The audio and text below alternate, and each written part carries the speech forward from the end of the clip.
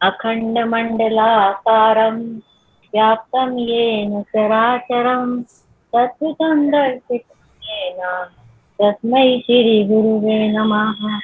ध्यानमूलं गुरुमूर्ति पूजामूलं गुरुपदं मन्त्रमूलं गुरुवाक्यं मोक्षमूलं गुरुकृपा। ओम। बहुत अच्छे।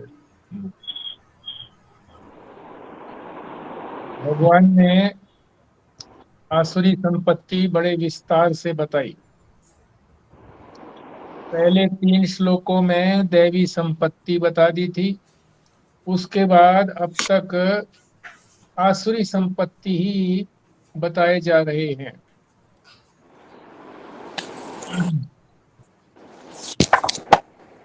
तो मन में ये प्रश्न आता है, भारद्वाज साहब म्यूट कर लीजिए मोबाइल को। जी थैंक यू।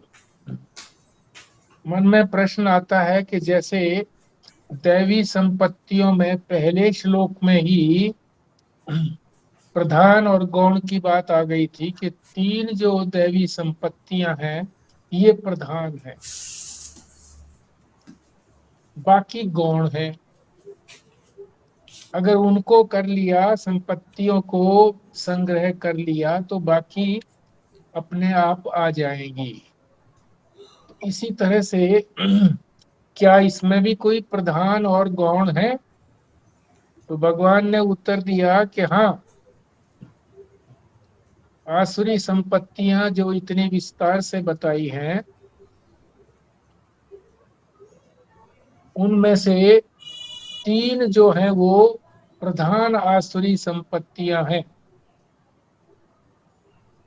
3 जो हैं वो दुर्गुण हैं। अगर इन 3 से बच गए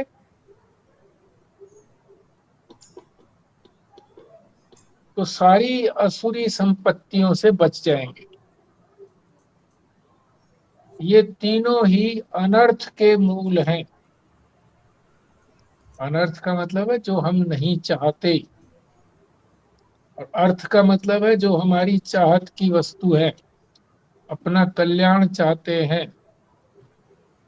और ये जो है अनर्थ है, हमारे कल्याण को नष्ट करते हैं तीनों। अब गीता में तो फिर भी संक्षेप में भगवान बता रहे हैं, अगर धर्म शास्त्र का अध्ययन करें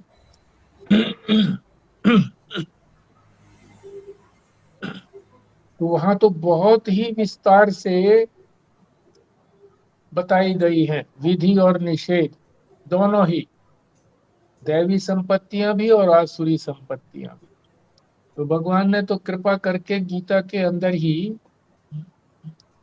दोनों तरह की संपत्तियां बता दी है। प्रधान भी बता दी दैवी संपत्तियों में, और आसुरी संपत्तियों में भी प्रधान अब बताए जा रहे हैं। 21वें श्लोक में उन्हीं को बताएंगे।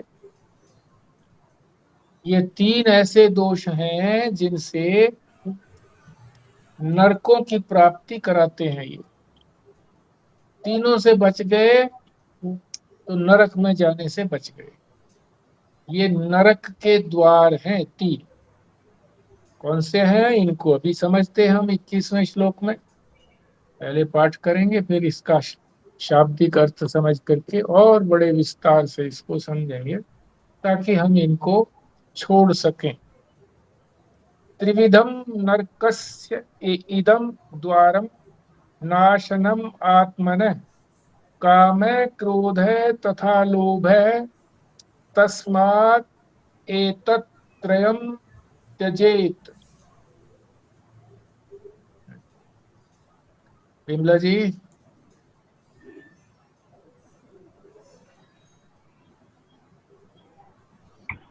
त्रिविधं नरकस्य इदं द्वारं नाशिनम् आत्मनः कामः क्रोधः तथा लोभः तस्मात् एतत् त्रयं त्यजेत्। पुराना जी।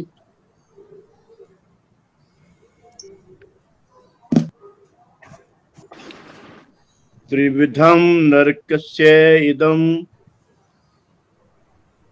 द्वारम नाशनम आत्मनः काम क्रोध तथा लोभ तस्मात् एतत् त्रयम् त्यजेत्। ओम। भारद्वाज साहब। जी। त्रिविधम नरकस्य इदं द्वारम नाशनम आत्मनः काम क्रोध तथा लोभ तस्मात् एतत् त्रयम् त्यजेत्। स्वस्तिका जी। हाँ जी। त्रिविधम नरकस्य इदं द्वारं नाशनम् आत्मनः कामः क्रोधः तथा लोभः तस्मात् एतत्त्रयं त्यजेत्। संजीव शर्मा जी। जी। त्रिविधं नरकस्य इदं द्वारं नाशनम् आत्मनः काम क्रोध तथा लोभ तस्मात् एतत्त्रयं त्यजेत्। राशद जी। जी। त्रिविधं नरकस्य एतं द्वारन्नाशनमात्मनः कामः क्रोधस्तथा लोभस्तस्मात् दैत्रेयं त्यजेत्। हाँ जी। त्रिविधम, तीन प्रकार की। क्या है तीन प्रकार के? नरकस्य इदम द्वारम, ये तीन प्रकार के नरक के द्वार हैं। तीन द्वार हैं नरक के।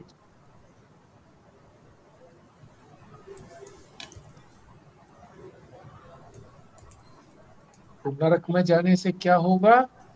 नाशनम आत्मनः, आत्मा का नाश होगा। आत्मा का नाश तो संभव नहीं है। आत्मा तो अमर है, अविनाशी है। तो क्या तात्पर्य हुआ इसका? कि जो पुरुषार्थ करना चाहिए आत्मा की प्राप्ति के लिए, वो पुरुषार्थ नहीं कर पाता व्यक्ति। नहीं कर पाता तो एक प्रकार से अपनी आत्मा को ही प्राप्त नहीं कर पाता। प्राप्त तो है ही आत्मा, पर उसको जान नहीं पाता कि मैं तो आत्मा ही हूं। काम है, क्रोध है तथा लोभ है, ये तीन नरक के द्वार कौन से हैं? काम यानी कामना, क्रोध और लोभ।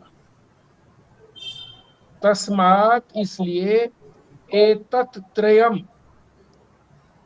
इन तीनों को ही तजेत, छोड़ दो।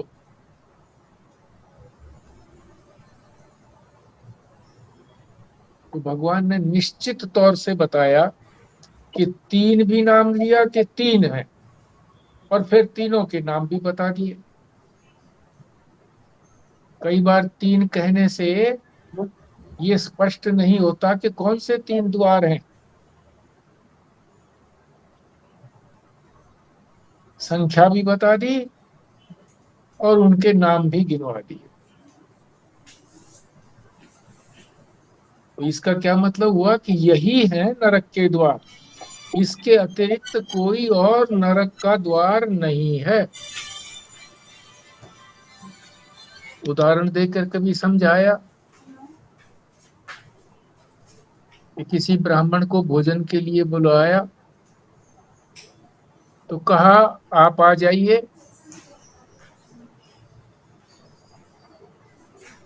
आपका एक बेटा आ जाए, आपका एक भाई आ जाए। ऐसा नहीं है कि बेटा भाई नहीं है तो उसकी जगह दूसरा बेटा चला जाए, नहीं।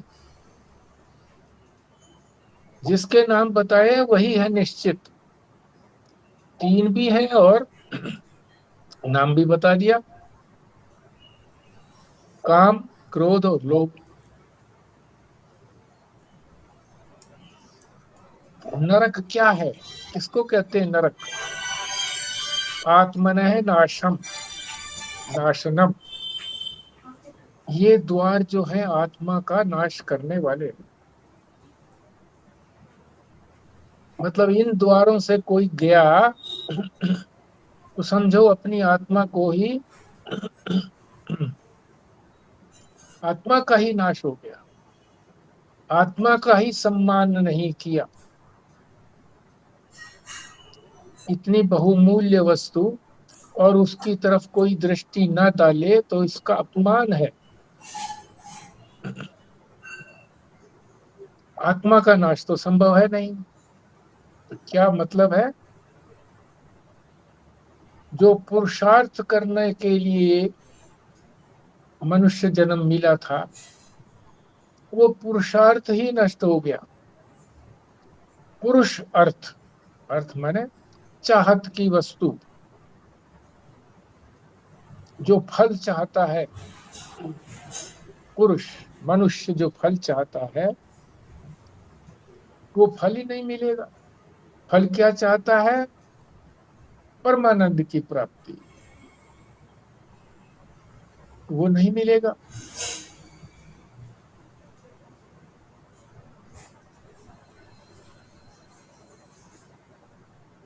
शरीर से लेकर मन बुद्धि चित्त अहंकार ये सारे अनात्मा है।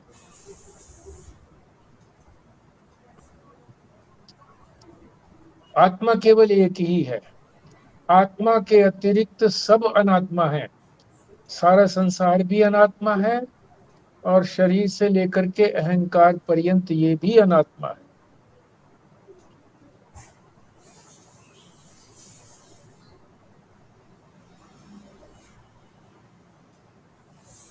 यदि पुरुषार्थ नहीं कर पाता मनुष्य तो क्या होगा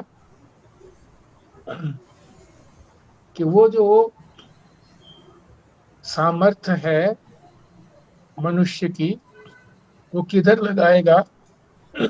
अनात्मा की तरफ लगाएगा। अनात्मा की तरफ लगाएगा तो आत्मा की प्राप्ति नहीं होगी, परमात्मा की प्राप्ति नहीं होगी।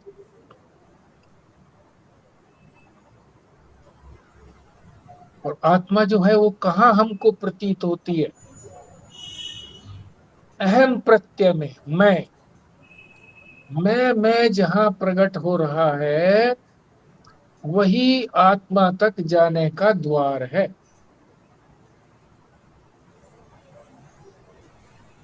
उसी द्वार में घुसो और वो आत्मा तक लेकर के जाएगा। अहम प्रत्यय, अहम, ये अहम क्या है? चेतन का जो हमारे अंतःकरण में प्रतिबिंब पड़ता है वही तो ये अहम है।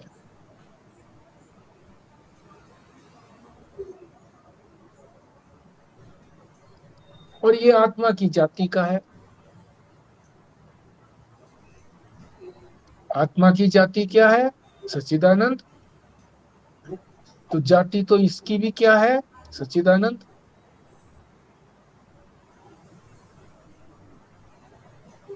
तो इसको क्या कहेंगे हम? जीव।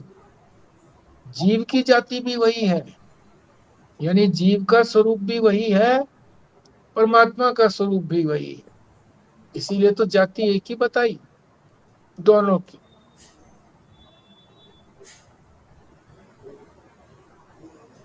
और जीव को हम क्या कहते हैं कि जीव का क्या अर्थ है? अंतःकरण की उपाधि वाले को, जिसकी उपाधि अंतःकरण है वो जीव है। अंतःकरण कहो या अविद्या कहो। कैसे? अंतःकरण कह दिया और अविद्या भी कह दी, क्योंकि अंतःकरण जो है ये अविद्या का कार्य है, अज्ञान का कार्य है, अज्ञान से बना है, अविद्या से बना है, उसकी प्रोडक्ट है। तो चाहे अंतःकरण उपाधि कहो, चाहे अविद्या की उपाधि कहो, चेतन जब अपनी अविद्या की उपाधि ले लेता है या अंतःकरण की उपाधि लेता है तब उसे जीव कहते हैं। और जब वो निरुपाधिक होता है, कोई भी उपाधि धारण नहीं करता, तो वो चेतन है।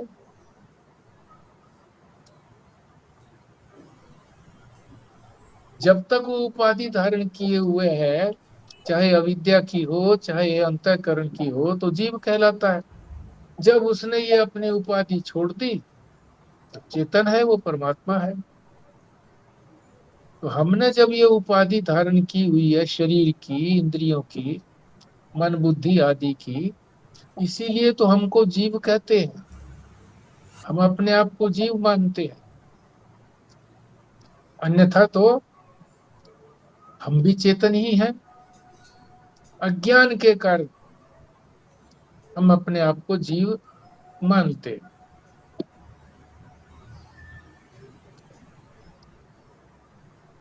जब हम अपना प्रयत्न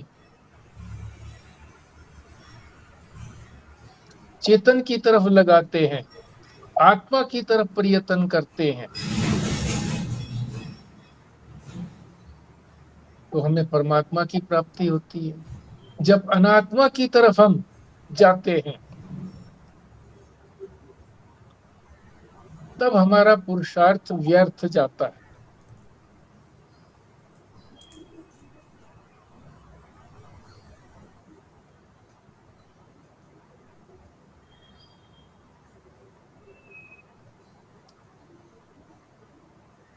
तो आत्म रूप की प्रधानता लेकर के जब हम आत्मा की ओर जाएंगे और जड़ को प्रधानता दे करके अनात्मा की तरफ जब हम पुरुषार्थ करते हैं, तो चेतन प्रधान हुआ, तो परमात्मा की तरफ हमारा पुरुषार्थ, हम पुरुषार्थ करेंगे। और चेतन प्रधान नहीं हुआ, जड़ की प्रधानता से हम जाएंगे। ये सारे हमारे अंग जितने भी हैं, ये सारे जड़ हैं। आत्मा में कोई अंग नहीं होता। जहां अंग का जिक्र आ गया तो वहां समझिए कि वो अनात्मा है। और जो भी पैदा होता है वो अंग वाला ही पैदा होता है।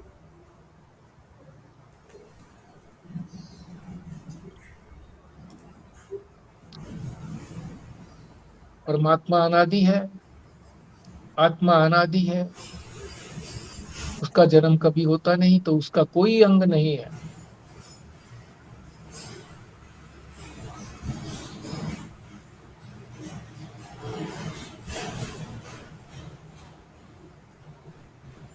इसीलिए उपनिषदों के अंदर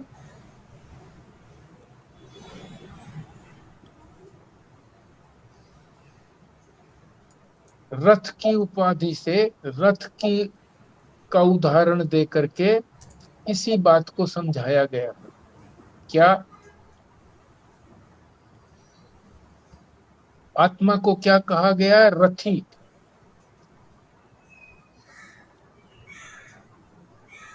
रथ में बैठने वाला, जो मालिक है रथ का, जो अपनी यात्रा करना चाहता है, अपने लक्ष्य पर पहुंचना चाहता है, रथी। आत्मा रथी हो गई। बुद्धि जो है वो सारथी हो गई। सारथी, सारथी किसको कहते हैं? जो घोड़ों की लगाम को नियंत्रित रखता है।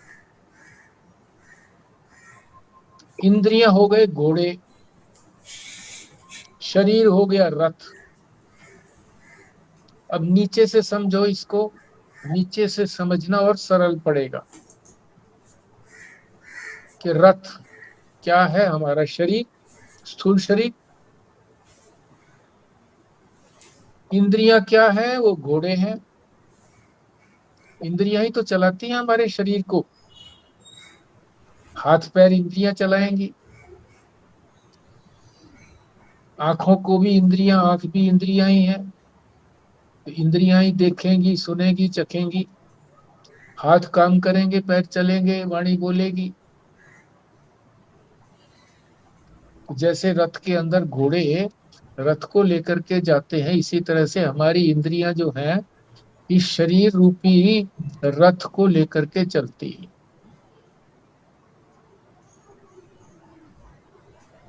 इंद्रियों को नियंत्रित करने के लिए, जैसे घोड़ों को नियंत्रित करने के लिए लगाम होती है। कई घोड़े हैं तो सबकी अलग अलग लगाम होती है, तो वो सारी किसके हाथ में होती है? सारथी। तो सारथी कौन है? बुद्धि, जो विवेकशील है, विवेकी है, कि किधर ले जाना है रथ को। घोड़े जो हैं वो तो रास्ते में हरी हरी घास को देख करके उधर ही जाने को प्रेरित होंगे, और जो रथी है, जो सारथी है, वो विवेकी है। उसको आज्ञा दी गई है रथी ने कि तुमको वहां लेकर के जाना है, वहां मंजिल तक जाना है।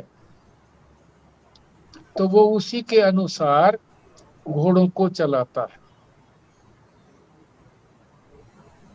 अपनी इंद्रियों को चलाता है। कौन? बुद्धि।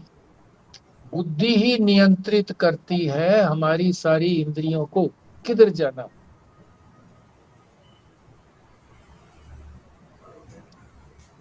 अगर परमात्मा की तरफ जाती हैं हमारी इंद्रियां, तो इसका क्या तात्पर्य हो गया कि जो हमारा पुरुषार्थ है वो सारा सफल होगा।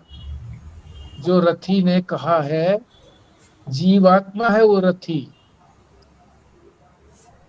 रथी को आत्मा नहीं कहेंगे, जीवात्मा। मन कहाँ है इसमें? मन हाँ, बुद्धि के साथ ही है या फिर इंद्रियों के साथ है? मन तो बुद्धि के साथ भी है, इंद्रियों के साथ भी है, दोनों के साथ है।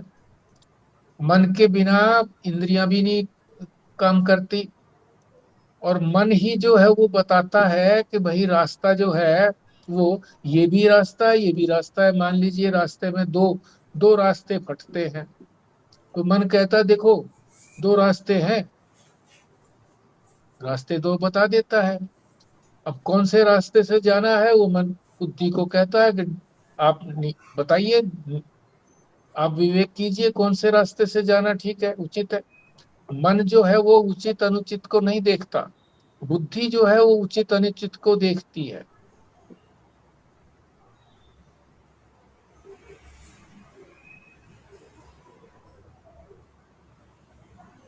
चलने का काम इंद्रियां करेंगी, मार्गदर्शन कौन करेगा? बुद्धि करेगी। और जीव आत्मा जो है उसने लक्ष्य बताया है कि मुझे जो है आत्मा तक पहुंचना है। आत्मा कहिए, परमात्मा कहिए। लक्ष्य तक कब पहुंचा जा सकता है? जब सारी इंद्रियां नियंत्रित हों। नियंत्रित होने पर भी जीवात्मा जो है वो परमात्मा की तरफ नहीं लेकर के जाएगा। नियंत्रित होने पर ही बात नहीं बनती है।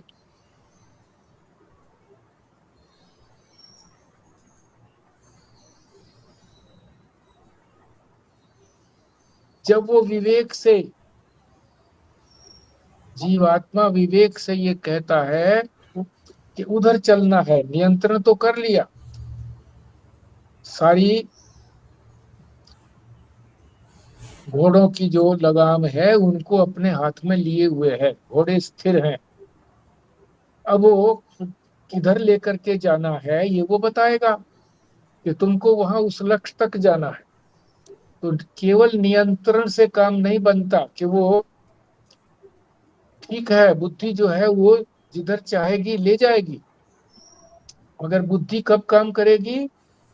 आत्मा जब कहेगा, जब जीव आत्मा जिधर कहेगा कि मुझे उस लक्ष्य तक जाना है तो वहां तक वो बुद्धि लेकर के जाएगी। केवल नियंत्रण से काम नहीं चलेगा, विवेक से आत्मा भी, जीवात्मा बताएगी कि मेरा लक्ष्य ये है। तो आत्मने नाशम का क्या मतलब हो गया कि आत्मा जब अनात्मा की तरफ बढ़ती है, आत्मा जब अनात्मा की तरफ बढ़ती है तो वो आत्मा का नाश है। जीवात्मा जब अनात्मा की तरफ बढ़ती है, अनात्मा कौन है? शरीर की माने, इंद्रियों की माने, मन की माने। जब इन सब की मानेंगे और घोड़े नियंत्रित भी हों, इनकी मानेंगे तो भी अपने लक्ष्य तक नहीं पहुंचेंगे। अपने लक्ष्य का भी संपूर्णतया ज्ञान होना चाहिए। फिर इंद्रियां आदि नियंत्रित होने चाहिए, शरीर भी स्वस्थ होना चाहिए। मान लीजिए रथ ही अगर टूटा फूटा है तो शंका रहेगी कि वहां तक जा भी पाएगा कि नहीं जा पाएगा।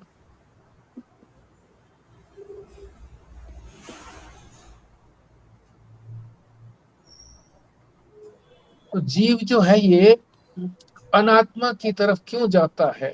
प्रश्न तो ये आता है कि ये आत्मा की अनात्मा की तरफ क्यों जाता है? तो उसका कारण बता दिया। या तो इसमें कभी कामना आती है, इच्छा होती है कि ये हो, इच्छा पूरी नहीं होती तो क्रोध आता है, और कामना पूरी हो गई तो लोभ आता है।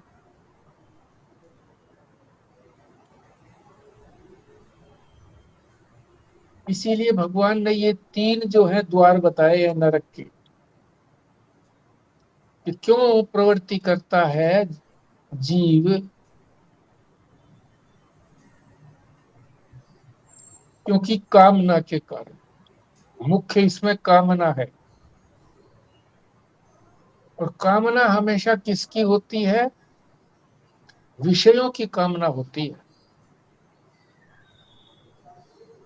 अपनी कामना तो कभी होती नहीं। अपनी का मतलब जो मैं हूं, आत्मा मैं हूं, तो उसकी क्या कामना होगी? जो हमारे पास पहले से ही है तो उसकी तो कामना होती नहीं है। अपने से अतिरिक्त, आत्मा से अतिरिक्त कौन है? अनात्मा। और अनात्मा कौन है? सारे विषय, सारे पदार्थ संसार के, शरीर, इंद्रियां, मन, बुद्धि, ये सारे अनात्मा है। इनके लिए ही कामना होती है कि इनको सुख मिले।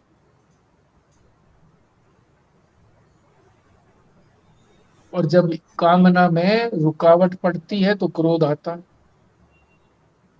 और कामना पूरी हो गई तो फिर लोभ आता है कि ठीक है ये तो प्राप्त हो गया, अब ये और प्राप्त कर लो। तो काम, क्रोध और लोभ, इसीलिए भगवान ने ये तीन बताए कि जीव में ये तीन ही जो है उसको परमात्मा से विमुख करने वाले हैं। कौन कौन से? काम, क्रोध और लोभ। कई बार लोग प्रश्न करते हैं जी कि परमात्मा की कामना भी फिर ना करें। एक तो बात यह है कि परमात्मा जो है वो अनात्मा तो है नहीं, विषय तो है नहीं, पदार्थ तो है नहीं, वो तो मैं ही हूं। तो कामना हमेशा विषय की होती है। और यदि परमात्मा की भी कामना होती है तो स्वामी अखंडानंद जी ने कहा ही है कि वो तो कामना का पेट फाड़ देती है। परमात्मा की ओर अगर हमारी कामना होती है कि परमात्मा को हम प्राप्त करें, तो सारी कामनाएं ही निवृत्त हो जाती हैं, सारी कामनाएं छूट जाती हैं कि परमात्मा को प्राप्त कर लिया, अब और प्राप्त क्या करना है। इसके बाद प्राप्त करने के लिए कोई वस्तु रही नहीं है।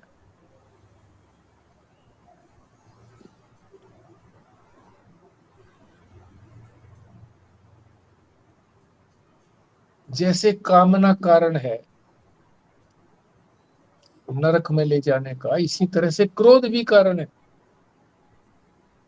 पर क्रोध जब आता है तो इतनी तीव्र गति से क्रोध आता है कि उसको रोकना कठिन हो जाता है। समझाना बुझाना तो वो मानता ही नहीं है। फिर समझाने लगो तो वो कहता मैं जानता हूं, मत बोलो बीच में, मैं उसको ठीक कर दूंगा, मैं उसको नष्ट कर दूंगा, तहस नहस कर दूंगा।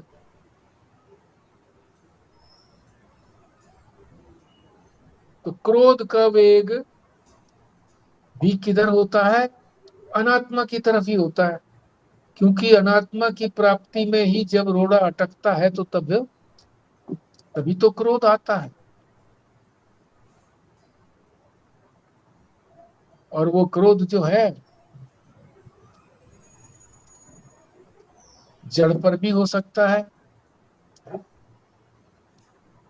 चर अचर पे हो सकता है। चर चर माने चलने वाले, मनुष्य, पशु, पक्षी, कीट, पतंग। अचर पेड़ पौधे, पत्थर, सब पर हो सकता है। पत्थर से ठोकर लगी तो क्रोध में आकर के पत्थर को उठा करके जोर से पटक के दूर मारा।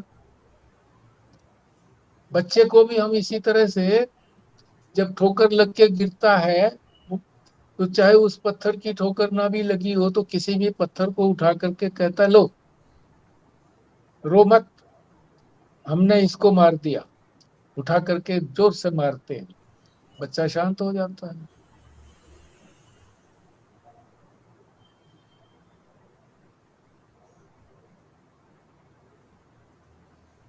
जिस वक्त क्रोध आता है उस समय अपना ख्याल नहीं रहता कि हमारे शरीर की क्या स्थिति है। होठ फड़फड़ा रहे हैं, आंखें लाल हो रही हैं, आवाज पूरी तरह से नहीं निकल रही है।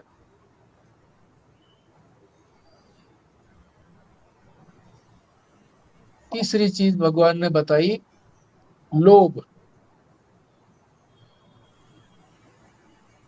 लोभ भी जो है विषय का ही लोभ होगा, पदार्थों का। जो अनात्म पदार्थ है, जो विषय है, उन्हीं का लोभ होता है। लोभ कहते किसको है? कि जो चीज हमारे पास है वो हमारे पास बनी रहे,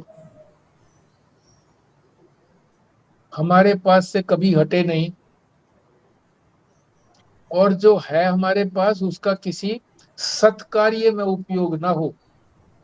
ये विशेष बात बताई है कि हम उसको वहां खर्चना नहीं चाहते कि किसी सत्कार्य में पैसा लगे, उसको लोभ कहते।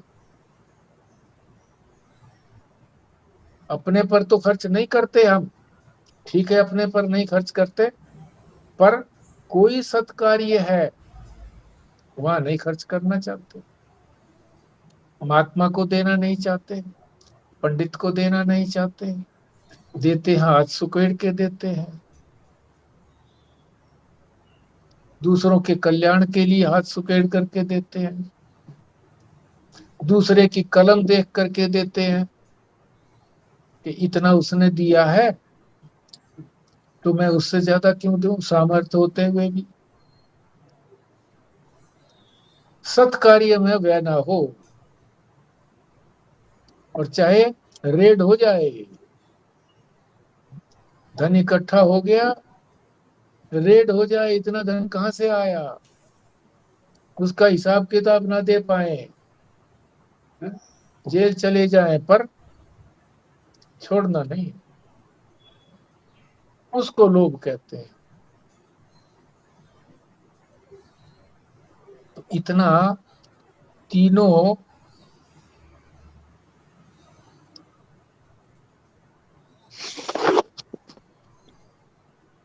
जो अनर्थ के मूल बताए, अनर्थ के मूल है तीनों, काम, क्रोध और लोभ, दुर्गुण है ये, दुर्गुण।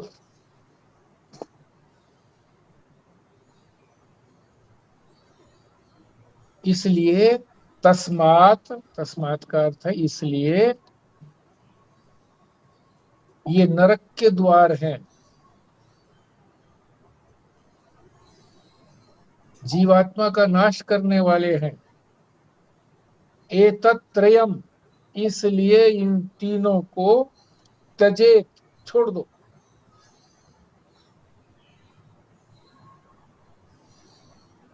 अब भगवान केवल इतना ही नहीं कहते कि छोड़ दो, जैसे महात्मा भी बहुत इसी तरह से बोल लेते हैं, काम छोड़ो, क्रोध छोड़ो, लोभ छोड़ो, है जी, अहंकार छोड़ो, ये कह देते हैं, पर उपाय नहीं बताते कैसे छोड़े। तो भगवान कभी ऐसे छोड़ते नहीं है, उपाय भी बताते हैं। क्या उपाय बताया उन्होंने? उपनिषद के अंदर ब्रह्मा वृहदारण्यक उपनिषद के अंदर एक कथा आती है, उस कथा के माध्यम से हमको ठीक से समझा रहे हैं। क्या? देवता, दानव और मानव, देव, दानव और मानव, ये तीनों ब्रह्मा जी के पास गए कि हमको कोई उपदेश दीजिए, हमारे कल्याण के लिए उपदेश दीजिए।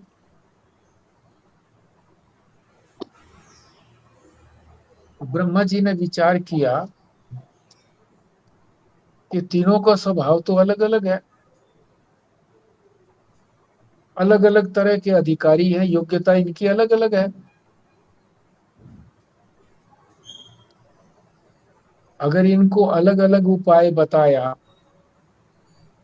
तो फिर आपस में चर्चा करेंगे ये, और फिर कहेंगे कि तेरा जो उपाय बताया है ब्रह्मा जी ने ये तो अच्छा है, मेरा तो ऐसा अच्छा बताया नहीं, द्वेष करेंगे मेरे से।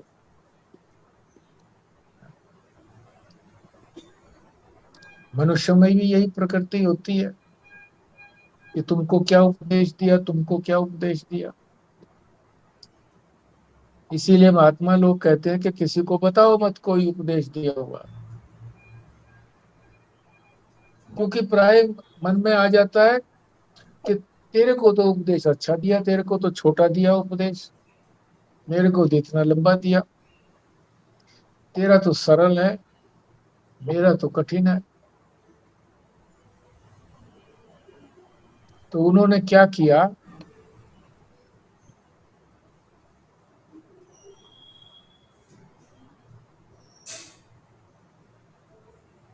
तीनों को बुलाया। ब्रह्मा जी तो सर्वज्ञ है ना, सब कुछ जानते हैं, सबके मन की बात को जानते हैं, इसीलिए उन्होंने उपाय क्या बताया, देवताओं को बुलाया और उनको कहा दे, उसके सामने उपदेश दे दिया, दे।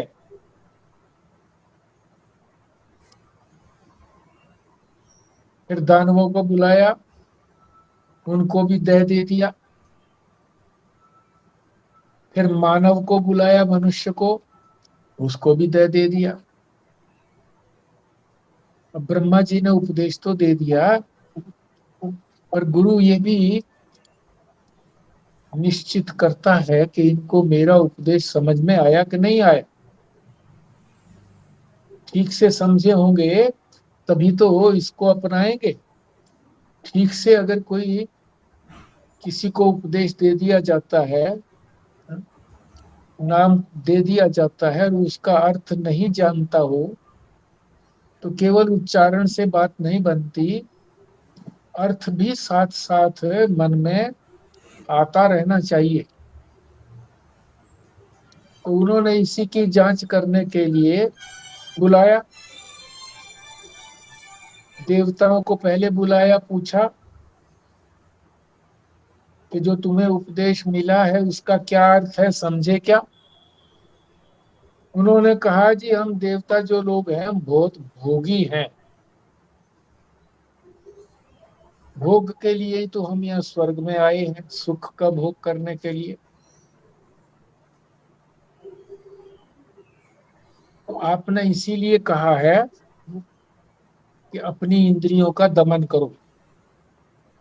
इंद्रियां भोगती है ना, इंद्रियां भी भोगती है, मन भी भोगता है।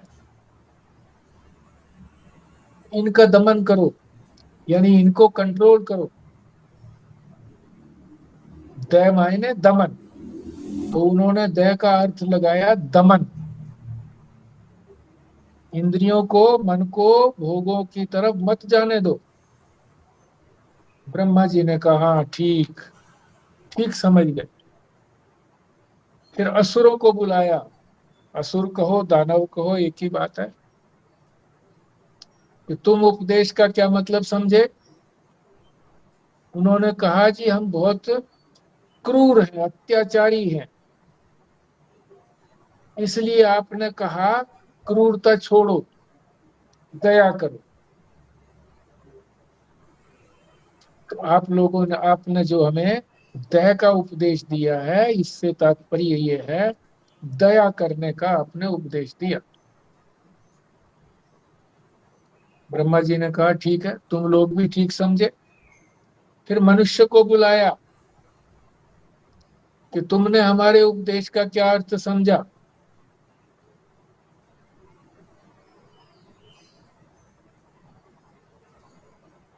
तो उन्होंने कहा, जी हम लोभी बहुत हैं। तो आपने जो उपदेश दिया दया, उसका अर्थ है दान करो। ब्रह्मा जी ने कहा, ठीक समझे तुम, तीनों ठीक समझ गए।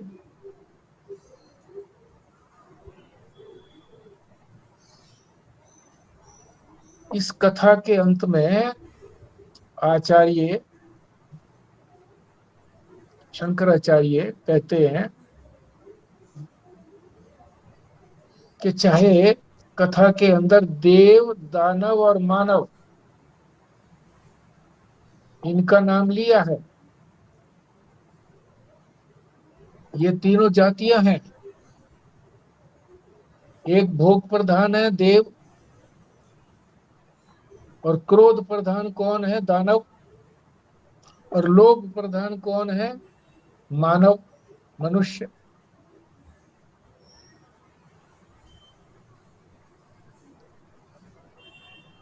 इसलिए जो उपदेश है वो काम प्रधान, क्रोध प्रधान, लोभ प्रधान, ये वास्तव में मानव को ही दिया गया है।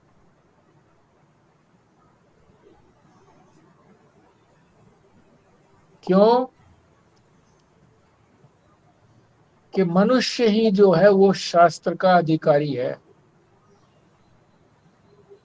उपदेश का अधिकारी है।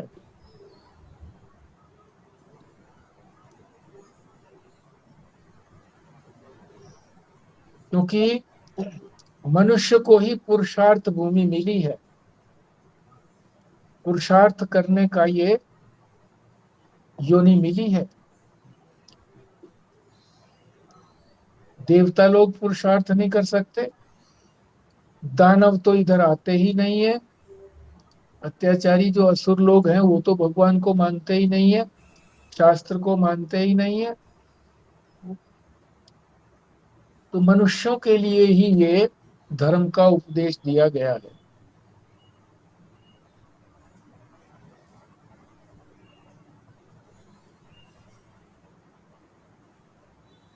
इसलिए अपनी अपनी प्रकृति को देख करके, अपने अपने स्वभाव को देख करके कि मेरे में भोग की प्रधान ज्यादा है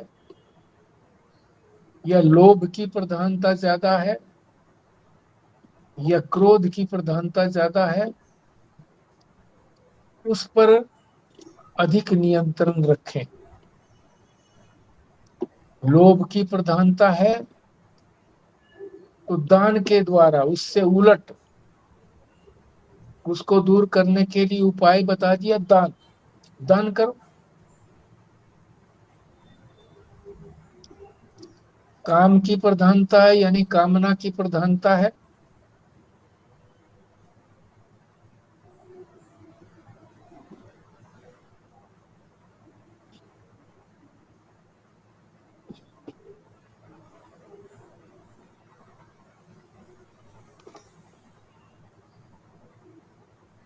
देवताओं, हमारे अंदर ये तीनों जातियां हैं। ये कोई उन लोगों के लिए, उनके लिए, उन जातियों के लिए नहीं, हमारे लिए ये तीनों जातियां हमारी ही हैं।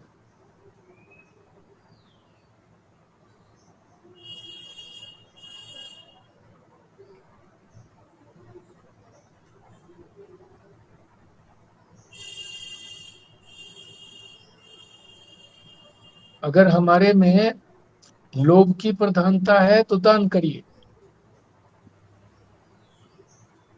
क्रोध की प्रधानता है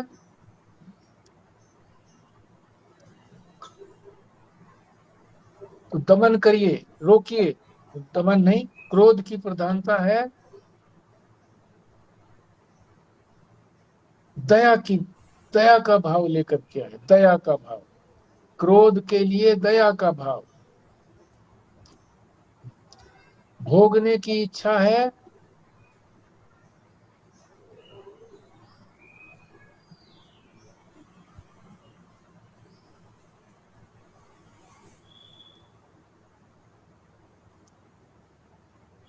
इंद्रियां भोग करती है, मन भोग करता है, उसको नियंत्रित करें।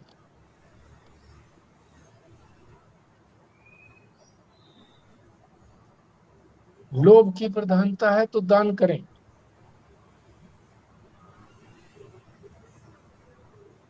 यानी इनके विरोधी हैं ये तीनों,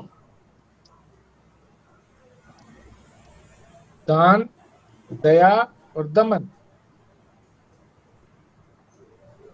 एक एक जो है वो एक एक के विरोधी है। जैसे ज्ञान का विरोधी अज्ञान का विरोधी ज्ञान बताया है। अज्ञान को दूर करने के लिए ज्ञान ही एकमात्र उपाय है। अधर्म का विरोधी धर्म है। अधर्म से बचने के लिए धर्म करें।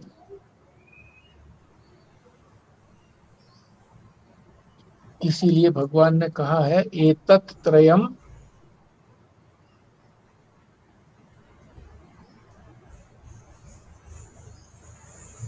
त्यजेत, छोड़ो, तीनों को छोड़ो। काम, क्रोध और लोभ ये मुख्य हैं। इनके छोड़ने से शेष जो है वो अपने आप छूटने लगते हैं।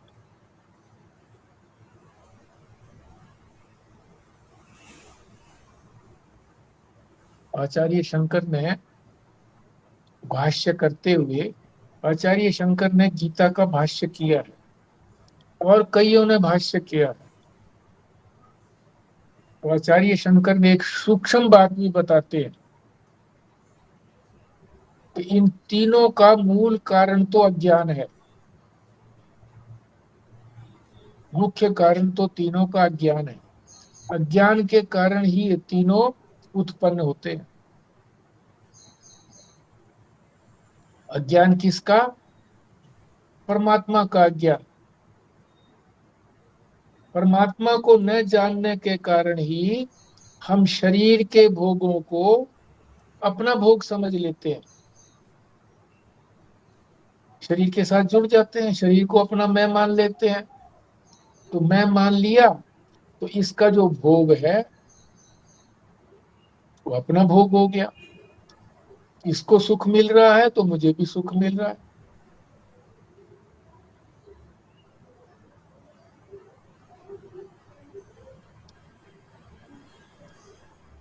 सूक्ष्म शरीर का यदि अपमान हो रहा है, मन का, बुद्धि का अपमान हो रहा है, इंद्रियों का अपमान हो रहा है, किसी ने कह दिया कि तुम्हारी तो आंख बहुत छोटी है, तुम तो महंगा देखते हो, तो क्योंकि उसके साथ अपनापन बनाया हुआ है, मैंपना बनाया हुआ है, तो अपमान लगता है, अपना ही अपमान हो गया।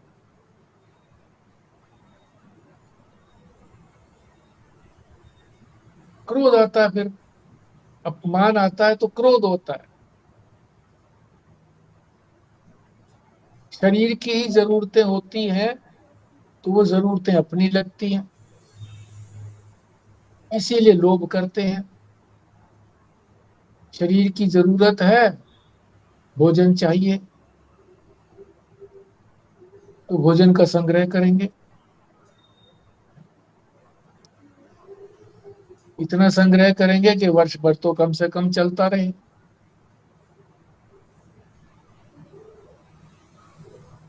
लोभ हो गया ना। दूसरों के पास चाहे खाने को ना रहे, हमारे लिए तो बना रहे।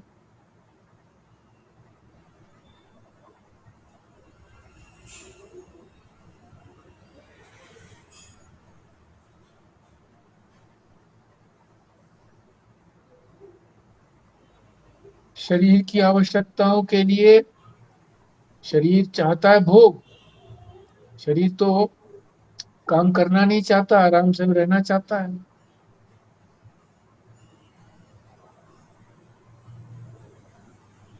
तो इसको अपना समझ लेते हैं कि इसको भोग मिल रहा है तो मुझे भोग मिल रहा है, मैं मान लिया इसको। गलत माना ना, अध्यास कर लिया।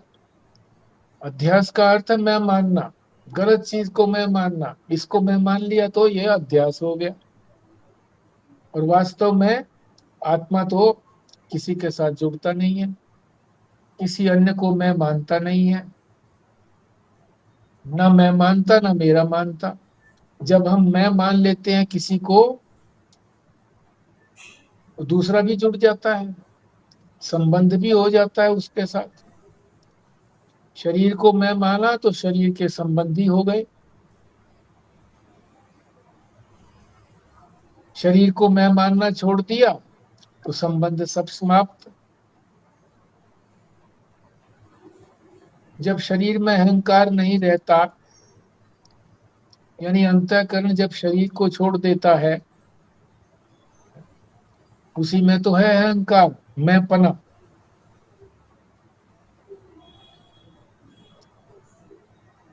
तो कोई सुख दुख नहीं होता, कोई चाहत नहीं होती कि इस शरीर को, जो ये शरीर पड़ा है, इसको ये मिले। कोई अपमान नहीं होता। जो पुत्र उसकी बड़ी इज्जत करता था, पैर धोता था, अब वही शमशान में ले जाकर के उसका सिर फोड़ता है।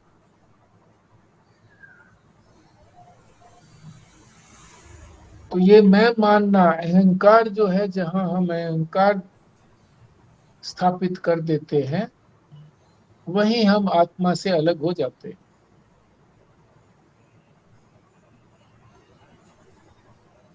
शरीर की कामना से वो हमारी कामना हो जाती है। शरीर में कोई रोग है, महाराज जी ने उदाहरण दिया है कि वैद्य जी ने बताया कि कबूतर की बीट खाने से ये बीमारी दूर हो जाएगी। वो कबूतरों को दाना डालता था, तो वहां जाकर के बीट भी चुगने लगा। किस लिए? शरीर की आवश्यकता है, रोग की निवृत्ति करनी है। रोग शरीर में है, आत्मा में है नहीं, मेरे में है नहीं, अपने में हम रोग समझते हैं। तब ऐसे ही स्थूल शरीर को अपना मान लिया तो इनमें तो रोग होना ही है। स्थूल शरीर में भी रोग होंगे, सूक्ष्म शरीर में भी रोग होंगे। सूक्ष्म शरीर में ये सारे रोग ही तो हैं। काम, क्रोध, लोभ, मोह, अहंकार सब रोग ही हैं, सूक्ष्म शरीर के रोग हैं।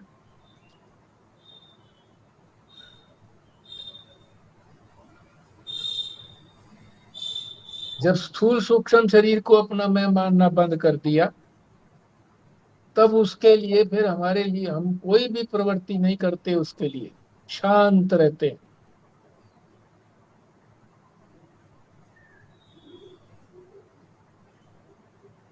भगवान ने इसीलिए इन तीनों को, काम, क्रोध और लोभ को, 3 द्वार नाम दे दिए।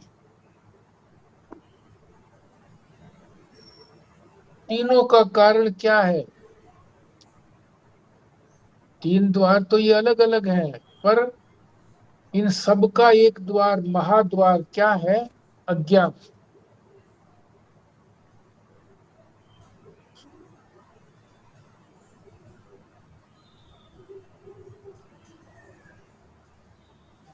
तो कामना और लोभ ये तो आते हैं अज्ञान से, सीधे अज्ञान से आते हैं। पर क्रोध जो है वो सीधा नहीं आता। क्रोध तो बीच में जब कोई रुकावट आती है तब आता है।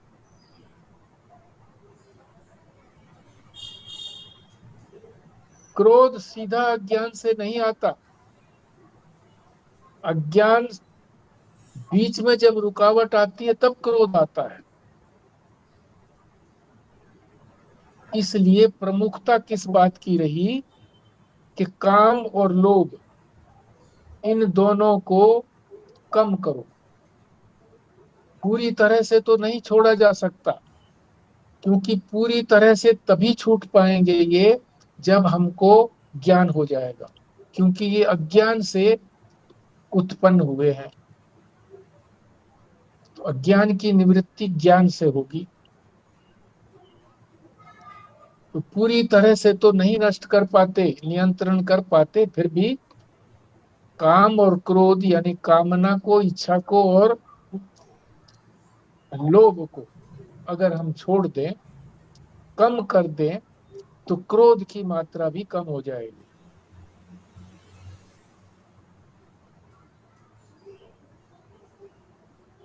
क्रोध जो है वो हमेशा स्थिर नहीं रहता, थोड़े से समय के लिए आता है, चला जाता है। पर कामना तो बनी रहती है, लोभ भी बना ही रहता है, पीछा नहीं छोड़ता।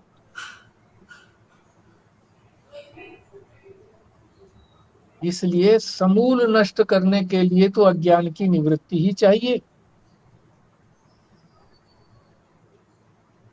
तो आचार्य ने एक और भी बात कही है कि क्या इन तीनों द्वारों को छोड़ने से मोक्ष की प्राप्ति हो जाएगी? तो कहते हैं नहीं, मोक्ष की प्राप्ति तो नहीं होगी,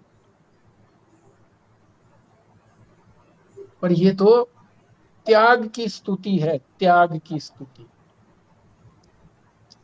प्रशंसा की जा रही है कि त्याग करेंगे तो आप मोक्ष मार्ग में बढ़ेंगे। इनको त्याग किए बिना तो मोक्ष मार्ग में आगे बढ़ ही न पाओगे।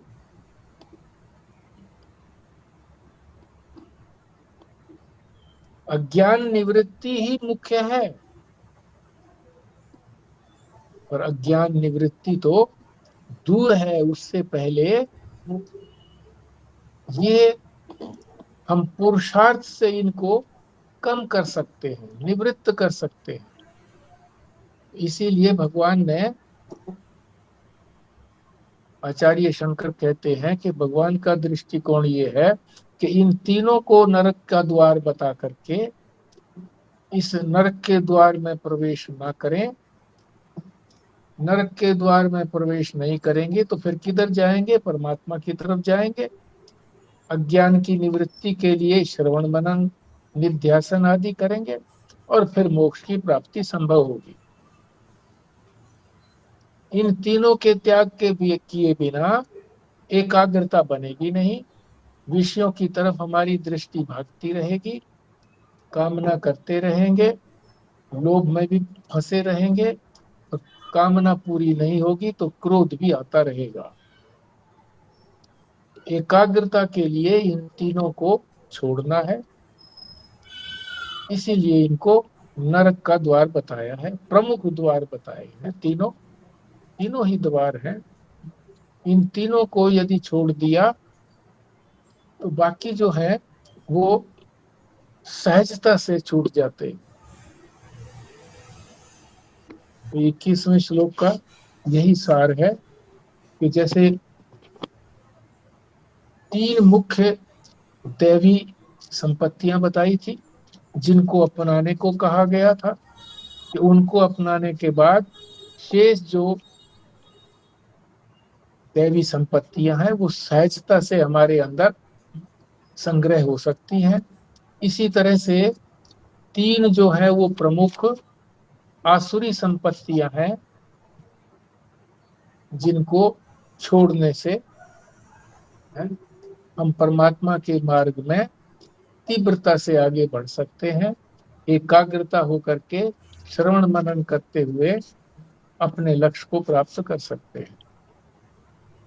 इनको छोड़ दिया तो शेष छूटने में सहजता रहेगी। जी,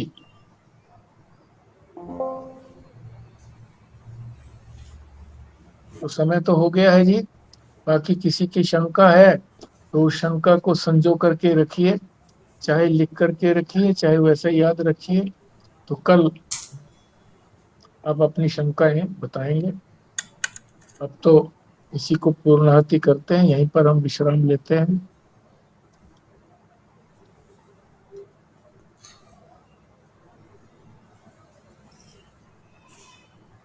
पुराना जी करिए पूर्णाहुति। ओम पूर्णमदः पूर्णमिदं पूर्णात् पूर्णमुदच्यते पूर्णस्य पूर्णमादाय पूर्णमेवावशिष्यते।